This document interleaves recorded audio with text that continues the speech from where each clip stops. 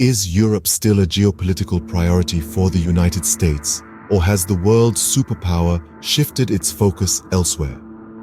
This question resonates across the globe in the wake of a recent statement made by French President Macron. The leader of one of Europe's most influential countries emphasized the urgent need for the continent to develop its own independent defense strategy.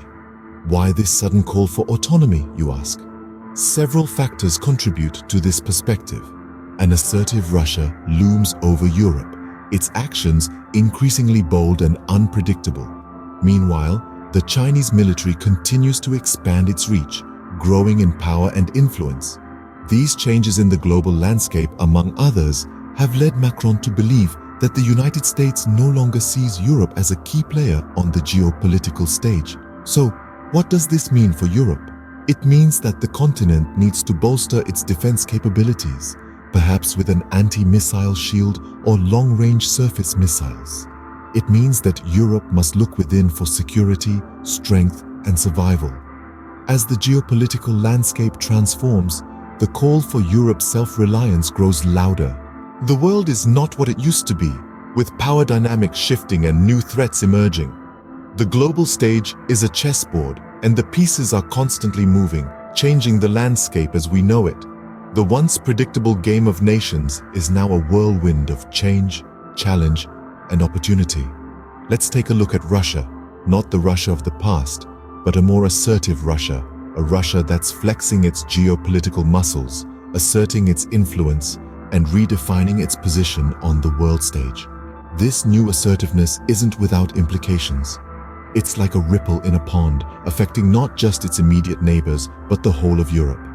Now, let's move to the east, where the dragon is not just awake, but expanding. Yes, we're talking about China. The Chinese military is not just growing, it's evolving, expanding its reach, and increasing its capabilities. It's not just a matter of numbers, it's a shift in strategy, a change in stance. This is a new player on the field, one that's here to stay and reshape the game. What does this mean for Europe? It's a wake-up call. The old rules no longer apply. The old alliances may not suffice. Europe needs to reevaluate its strategies, rethink its defenses, and rise to the challenges of this new global landscape. This is not a time for complacency, but a time for action. Increased European defense capabilities are no longer a luxury, but a necessity. Imagine an anti-missile shield, long-range surface missiles, and robust cyber defenses. These are not just tools of war, but symbols of strength, deterrence, and autonomy. They're the shield and sword of a continent that's ready to protect its interests, its values, and its people. In the face of these changes, the survival of the continent hinges on its ability to adapt and protect itself. This is a challenge, yes, but also an opportunity. An opportunity for Europe to define its place in this changing world, to stand tall, to stand strong. Because in this game of nations, it's not just about surviving, it's about thriving. The call for European autonomy is not new, but it has gained a sense of urgency in the face of these geopolitical shifts. In this light, French President Macron has passionately advocated for a stronger, more self-reliant Europe. His vision: European industrial sovereignty, a Europe that holds its destiny in its own hands, that doesn't merely react to global events, but shapes them. This is not an insular vision, but one of strategic strength.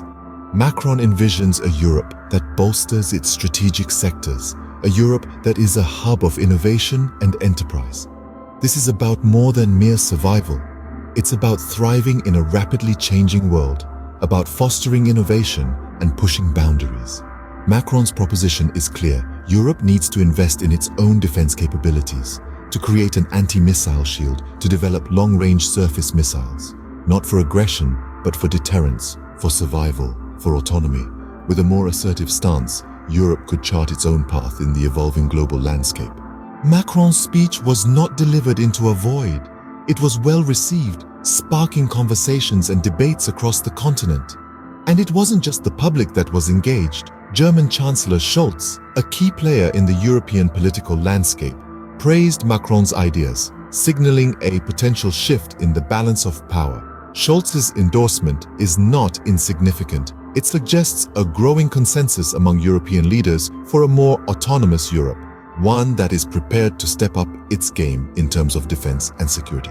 This could mean increased investment in defense capabilities like an anti-missile shield and long-range surface missiles, as proposed by Macron. Furthermore, Macron's speech has implications beyond the military.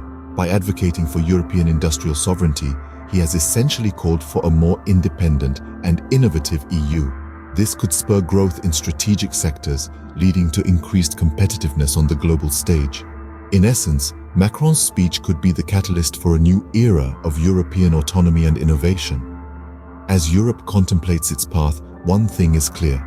The continent's geopolitical standing is at a crossroads, and its decisions now will shape its future.